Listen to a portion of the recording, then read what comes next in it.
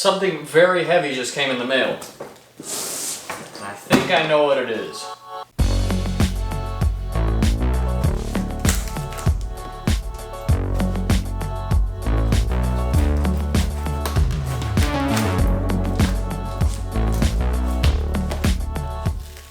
Alright, so here they are. These are my 944 Lowbro CV axles.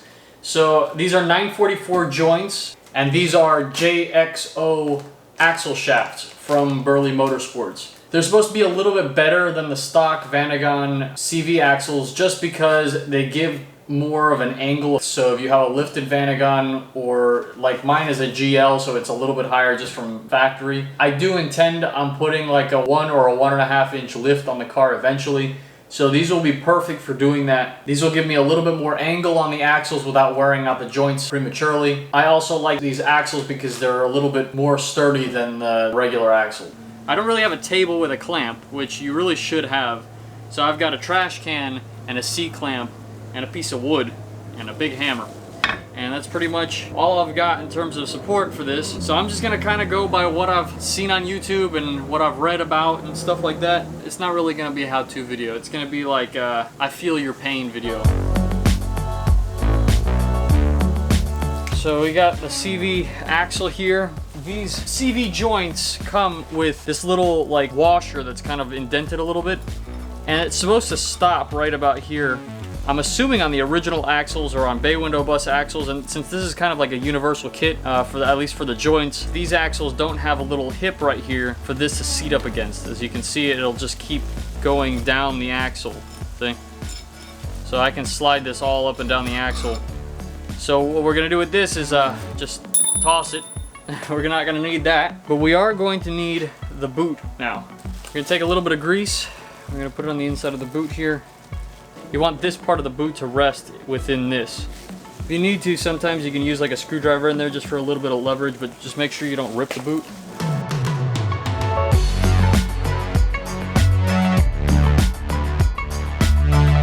Get our grease ready. So I've cut this open. This is grease that actually came with the kit. Get our CV joint. This little line on the edge of the CV joint goes out to the wheel. So it'll be going on in that orientation. If you're buying them that are already pre-made, chances are they're probably right, but if you want to make sure, you can look at the inside here on the CV joint. You can see it's got a small bump here and a large bump on the inside on the gear part, on the middle. It kind of alternates. Wherever you have a smaller bump on the outside, you have a larger one on the inside, and if you have a large bump on the outside, then you have a smaller one on the inside. The orientation of these things is also that this race on the inside, this middle circle thing that holds the bearings in place, you'll have a little bit of a cup on the inside, which this one looks like it's on the outside. You know, I wonder if they put that in wrong.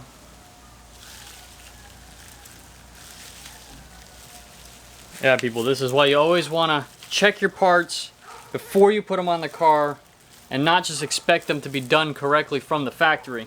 Because I just took a look at this one. This inner little race should have a little bit of a cup. And if I look on the other side, here's the cup. For reference, I have one that's done correctly over here. This cupping should be on the inside towards the axle, not towards the wheel. See?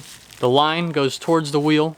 And this raised section of the gear needs to go towards the axle as well. So on this joint, someone messed up because this goes towards the wheel, the middle part is correct, but this outer race is cupped on the part towards the wheel, and it should be cupped on the part towards the axle.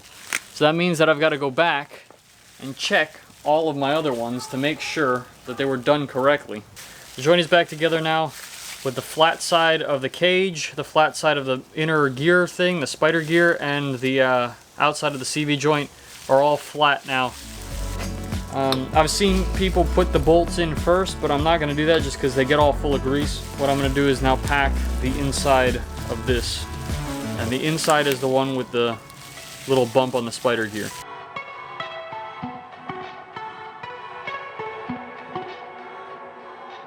Put a little bit of grease on the inside of the boot here. So now put this on. Slide it on here.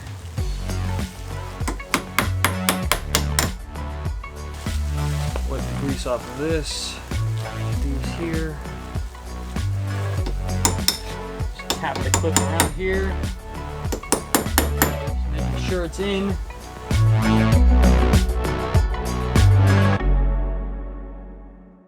Now I am missing a few parts.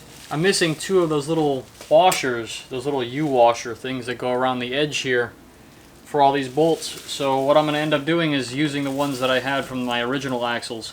So all these are greased up now. I hope that I greased them correctly. I did kind of the best that I could do. Alright, so now these are ready to be installed at a later date. Not right now. I'm going inside. Too hot out here.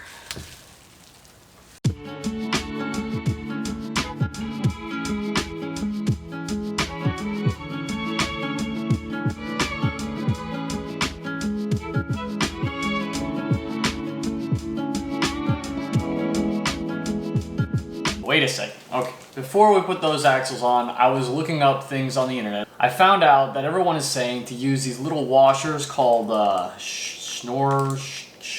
I think it's Schnorr with 2 R's. They're little concave serrated washers that kind of bite into the metal on that half moon clip and onto the nut also. So these are kind of like lock washers of sorts, but they more like bite into it so that it doesn't come loose. They say to replace these every single time you redo your axles. Some people say not to use them, other people say to use them. And then I was also looking up how much torque goes into the bolts on the axles.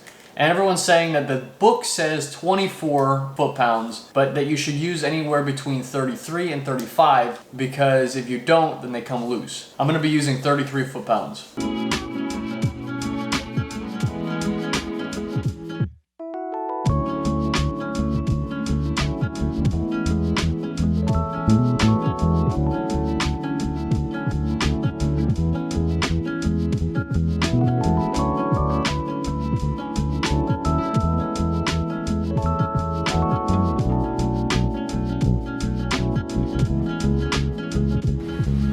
Yeah, the grease was already kind of old.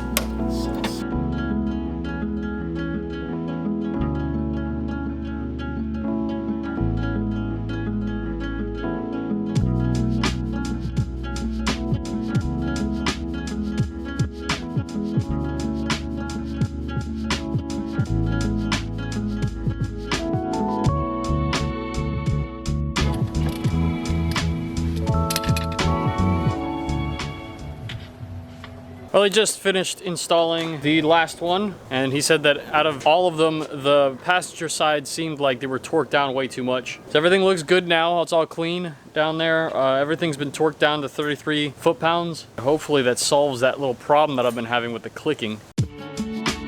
All right, let's crank her up and take her for a test drive. Well, right away I can tell you that there's a big difference just in the way that when I put it in gear and I try to take off, it doesn't give me like this big clunk.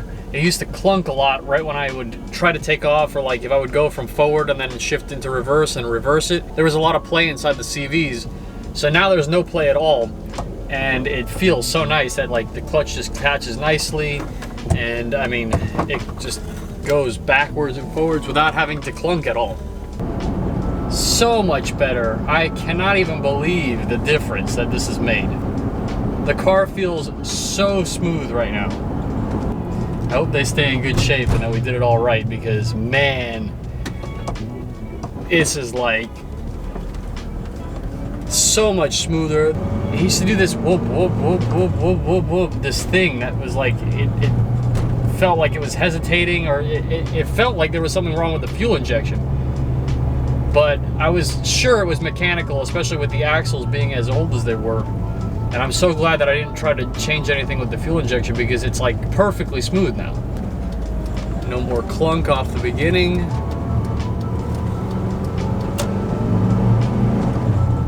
And nice smooth transitions.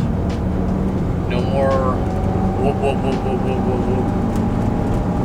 I'm so glad that has been taken care of, because at first I thought it was the engine, then I thought it was the distributor, then I thought it was the coil, and I've been back and forth changing things. Not necessarily trying to fix that problem, but I have been fixing other problems, hoping that that problem would go away on its own since I bought the car. Nice and smooth, no clacking, no clicking, perfect. All right, guys, well, I think that's pretty much it. It's nice to end an episode where everything is working at the end. So thank you guys for watching, and see you next time.